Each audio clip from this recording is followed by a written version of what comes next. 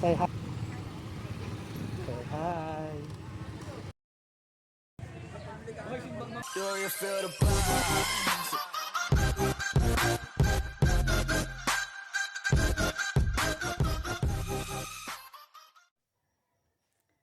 Kumusta mga kabiyero sa mapagpalang madaling araw sa atin lahat. So ngayon samahan niyo ako.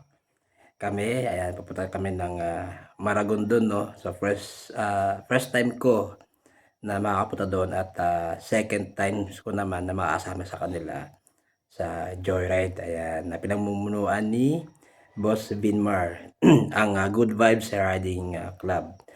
So, tara, samahan niyo ako. Dadaan muna ako ng ng Pure Gold dito malapit lang sa amin sa may Macrol kasi ah pipick upin natin yung ating OBR na si Ate Sandra. Ayan, hello Ate Sandra, shout out sa iyo. Then after noon, mag-stop over kami sa SM Bacoor para antayin naman yung ibang mga ka-members natin. Ayan. So magagaling pa kasi sila ng sukat. So doon na kami doon na ako nag-decide na sa SM Bacoor na lang kami mag-aabang para antayin na lang namin sila dumating. So tara, biyahe tayo. Sana all.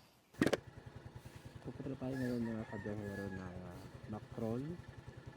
Ayan, doon sa may Pure Gold para daanan si Ate Sandra. So, tara. Biyahe na tayo. Medyo ano na. Lumiliwa-liwa na.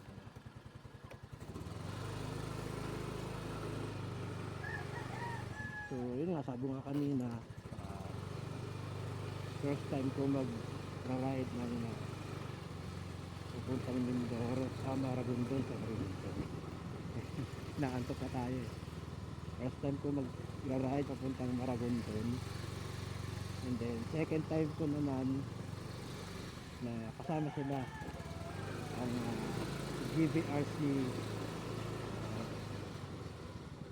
group o ang Good Vibes Riders Club. Ayan, na pumunta sa Maragondon. So, yun nga, sabi nga noon dati nung nasa Saudi pa tayo is pangarap ko na makasali sa mga ganito klaseng group tapos mamasyal, diba?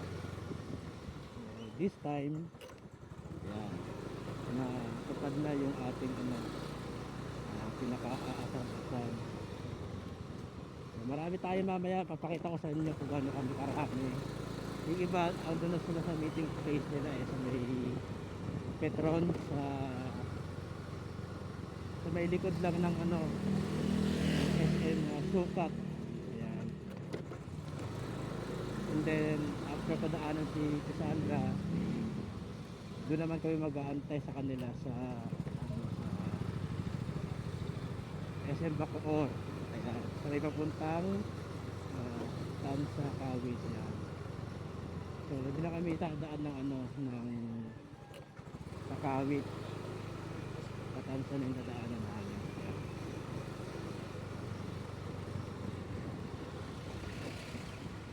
So kita nyo maaga na liwanag na yung yung paligid. Akala ko sana 5:30 kaya lang iniisip ko pag na 5:30 mga siguro nasusundo ko si Ate Sandra ng mga 5:40 or 5:50 dyan sa may Pure Gold sa Macrol. Eh baka mamaya ang bawi na sila boss, so baka mauna pa sila sa amin sa SM Macrol. Kaya much better mas maaga kami ni Cassandra makarating doon sa SM Macrol bago sila doon sa Moreta. Doon ang daan nila. Buti na lang katumayo si Boss G na doon na lang kami mag-antay sa SM. Kasi nga yung pinag-usapan nito si punta sa kami sa meet up place sa Sukat. Tapos dito ang daan sa atin para mag-doble yung biyahe. So why not? Kung pwede dito na kami mag-antay.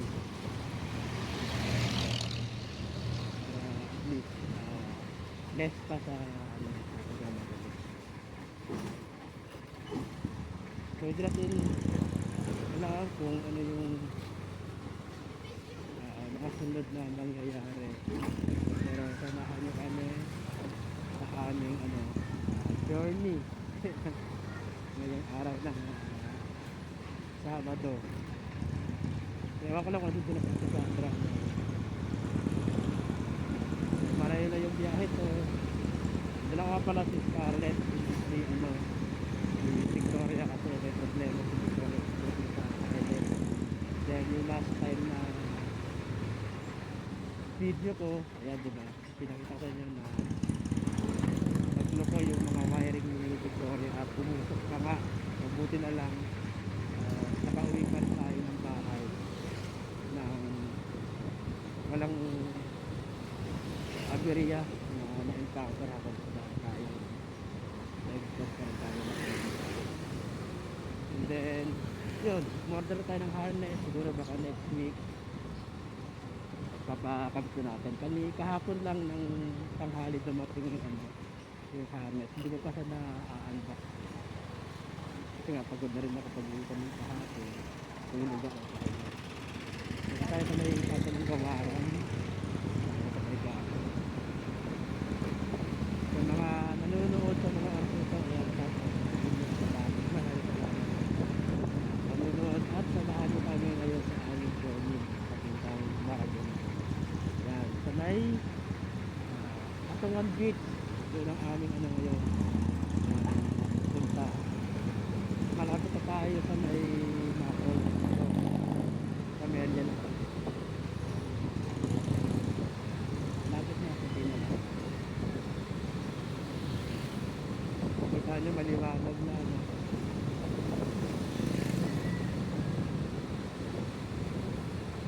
exciting at saka siyempre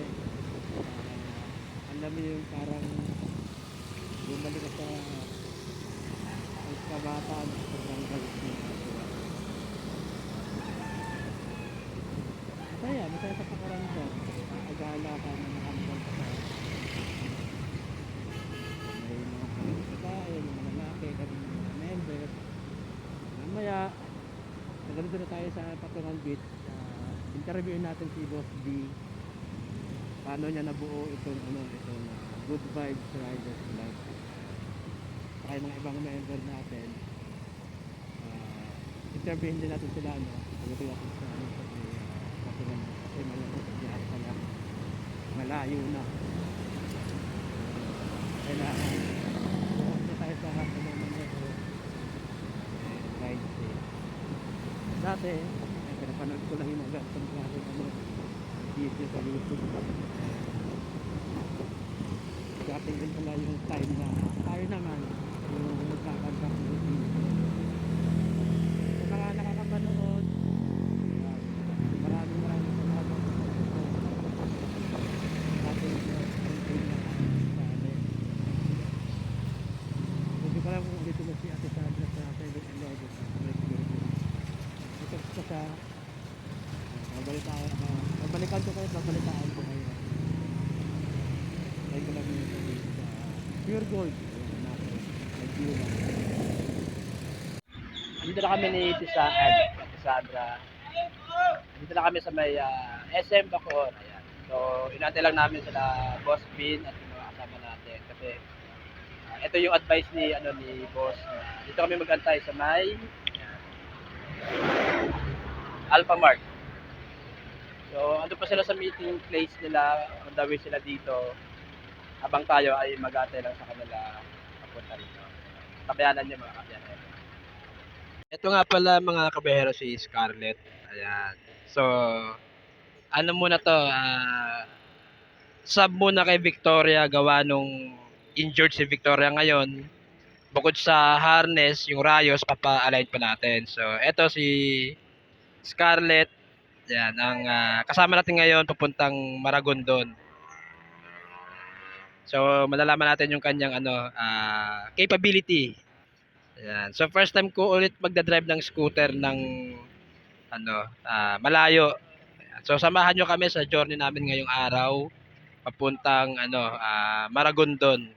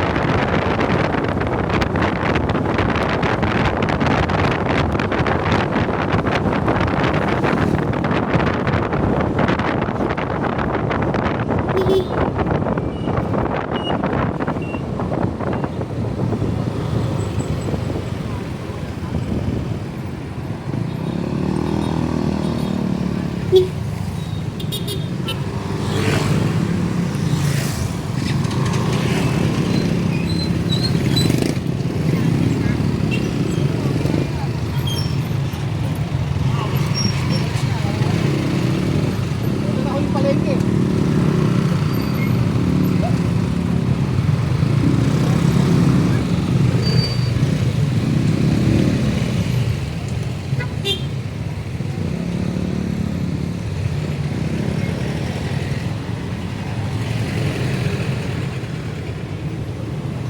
mga kabiyahero, at ngayon tayo sa pamilihang bayan ng Ternate. Ayan, then after nito, papunta na to ng Kabyang Tunnel. So andito yung mga kasama ko.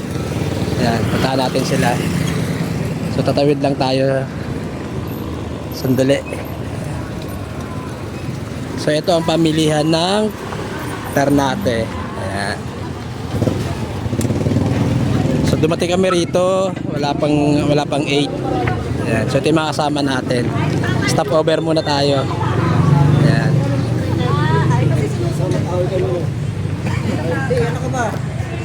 Hoy, simbang mamagandang loob. Gusto mamalengke ng sariling bilya. Pwede ha.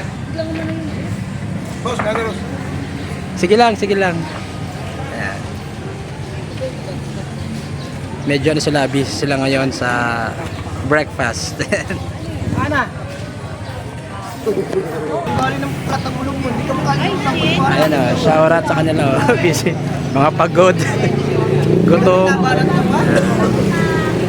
Ano lang? Sabak, yung mga nagdito mo.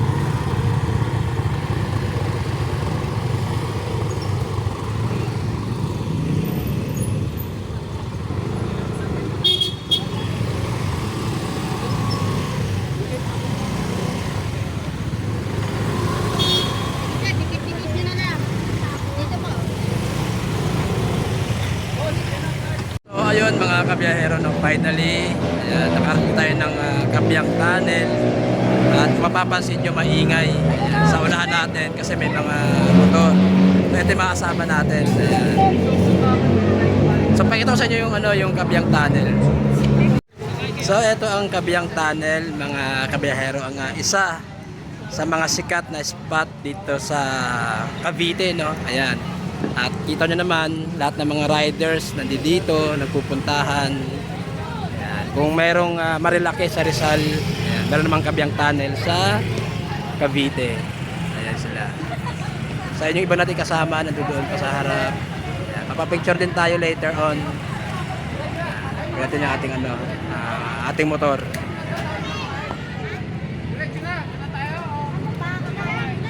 So ayan, daming mga motorista na dumadayo sa lugar na to mga kabiyahero.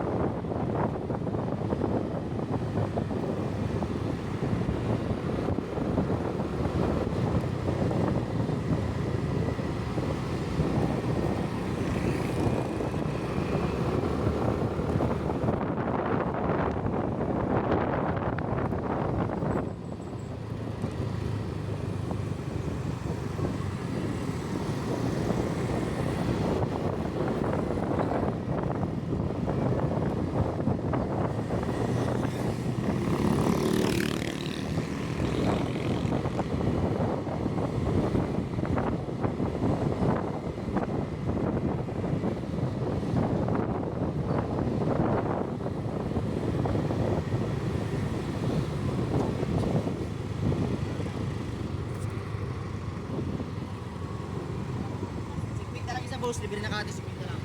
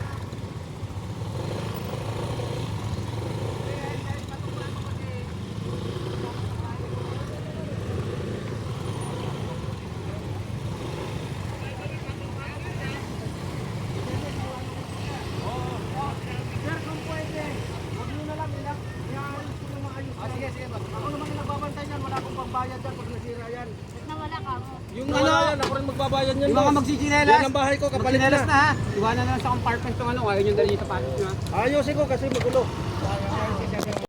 Ayan, kung sa mga kabiyahero, dito kami ngayon sa Patungan Beach at syempre hindi pwedeng hindi natin ma-interview ang tawag doon, creator ng Good Vibes Riders Club na si Boss Binmar. Ayan. So boss, ma-interview kita sandali Kailan nag-start ang Good Vibes Rider Club? November 11, 2021. Ayun. Tapos, I remember sa sa Kalawan, Laguna, nandun kami sa Talon Falls. ayun. Nakalimutan ko pala itanong yung full name ni Boss Binmar. They call me Boss B, but my real name is Marvin. Ayun.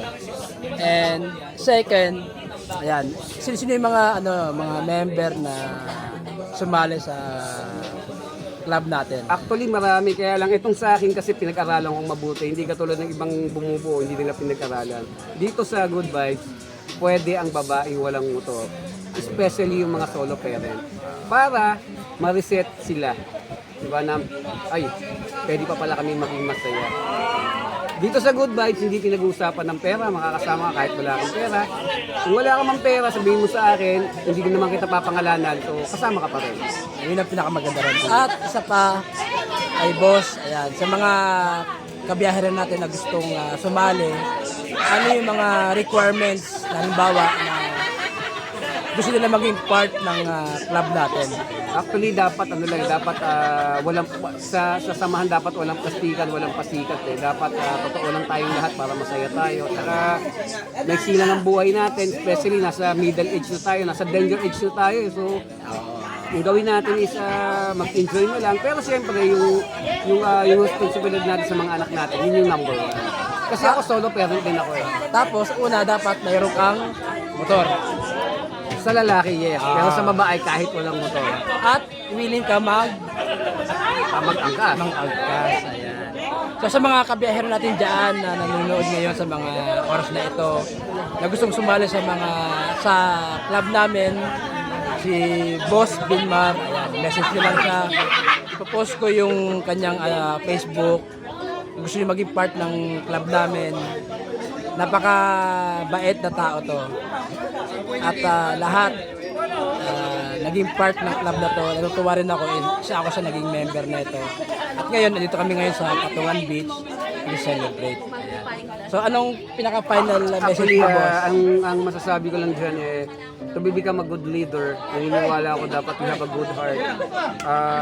Yung iba kasi nakikita ko, nagtatayo ng club, pinagkakakitaan lang yung membro. Dito po, wala kayong babayaran ni singo. Wala pong member fee, walang monthly dues. Kapag may rights lang po, mag-aambagan. Natural lang naman po dahil magbabayad ng pagkain, bibili ng pagkain, magbabayad ng cottage. So ganun po sa Good Vibes. So again, mga kabiyahero, kung gusto nyo maging part ng member namin sa club, sa Good Vibes Riders Club, ipopost ko sa comments or sa description ang Facebook ni Boss Binmar at maging part kayo ng mga member namin. Balikan ko lang ulit at isang maganda. Mahirap maging founder kasi number one, mabait ako pero stricto ako dun sa mga lalaki o babaeng hindi rumirespeto sa kapwa nila tao. Especially sa mga lalaki na kasi naka-encounter ako, angkas lang yung babae, sinisingil may sinisingil eh. So for me, siyempre, gusto ko na-develop ang good vibes sa pakikisama. Ngayon, kung yung angkas mo naman talaga may puso, bibigyan ka naman yan. Kaya nga Good Vibes Riders Club kasi enjoy lang. Dito, I will assure you, yung iaambag mo, kapag hindi ka naging masaya, ibabalik ng admin ko. Alam mo, nag-ambag ka ng 300 doon. Guarantee Hindi ka yan. naging masaya, ibabalik. Okay? Tsaka So, dito, yung 300 mo or 400 mo, only foods ka, walang nagutom dito. Sulit. So ayan mga kabiyahero, kung gusto nyo maging part ng member namin, ipopost ko yung Facebook ni Boss Binmar sa description. Gusto nyo maging part namin, inquire lang kayo, message si Boss Mir. Para sa akin, in-add niya ako nung nag-comment ako sa post niya, and then ngayon ito kasama nila ako. At marami kami. May dalawang word pa ako, okay lang? Sige lang boss. Unang-una, may kasabihan tayo, di ba? Give your heart to anyone. But, give your smile to anyone, but give your heart to only one. Yung pangalawa, what you are right now is God give to you. What you become, so give to Him. So, lagi niyo pong tatandaan niya. Basta tandaan niyo lang na what you are right now is God give to you. What you become, so give to Him. Yan lang po ang motivation ko sa buhay. Simpleng-simple lang po. Pag tinandaan niyo po yan, magiging mabuti kayong tao. Alam niyo mga kabiyahero, napakahirap ma-interview si Boss Mir sa dami ng member dito. Pero this time, sabi ko, kailangan gumawa ng way para ma-interview si Boss. Kasi sa mga kabiyahero natin na gustong maging part ng club na to, alam ko magko-comment sila, magtatanong paano sumali. Sabi nga ni Boss, walang requirement. Dalawa lang ang kailangan, di ba? Tsaka advice ko lang sa mga babae, no? Ang ligawan, hindi pwedeng parang instant coffee o instant noodles. Dapat may proseso. 40 days in above ang ligawan. Walang one day process. Parang lisensya yan eh. Magdadaan ka, student ka muna. Tama. Hindi ka kagad pwedeng magkaroon ng lisensya. Pag nagkaroon ka agad ng lisensya, hindi ka nag-student. Talahib ang tawag doon. So parang yung relationship nyo, mahirap magiging jowa mo, hindi mo alam ang paboritong ulam. It's hard. Kaya dapat dumaan sa proseso. Yun yung advice ko sa lahat. At sa mga kalalakihan, dapat parating yung gagalangin ng mga babae. Number one. Yun lang yung masasabi ko dyan. So ngayon mga kabiyahero, kung gusto nyo maging part ng club namin, napaka-simple lang ng requirements. Kung gusto nyo maging part ng club namin, ayan, Boss Mir, andito. Anytime, message nyo lang si Boss Mir, add nyo lang sa Facebook. At kung gusto nyo mag-enjoy, di ba? Parang out of your comfort zone. Enjoy lang. Message nyo si Boss Mir. Hello guys, sana supportahan nyo yung vlogger natin lang. Kasi mabuti siyang tao. So, ayun, maraming salamat. At PM lang kayo kung gusto nyo mag-join. Enjoyin natin ang buhay, di ba? Kasi Minsan lang. 40 plus na tayo, nasa danger age na eh. So yun mga kabiyahero, tabayanan nyo yung mga iba pa naming ipapost kasi nagsisimula pa lang kami, hanggang bukas pa kami rito.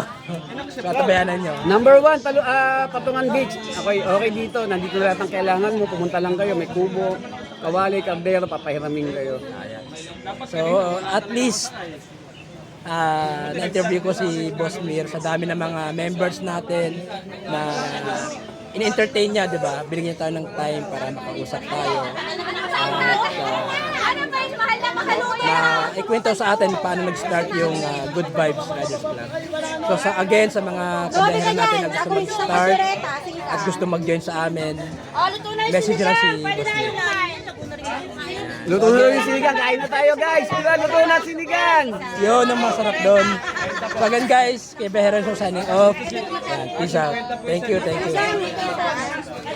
Sa mga admin ng Good Vibes Riders Club, kasama ko si Madam Jen Flor.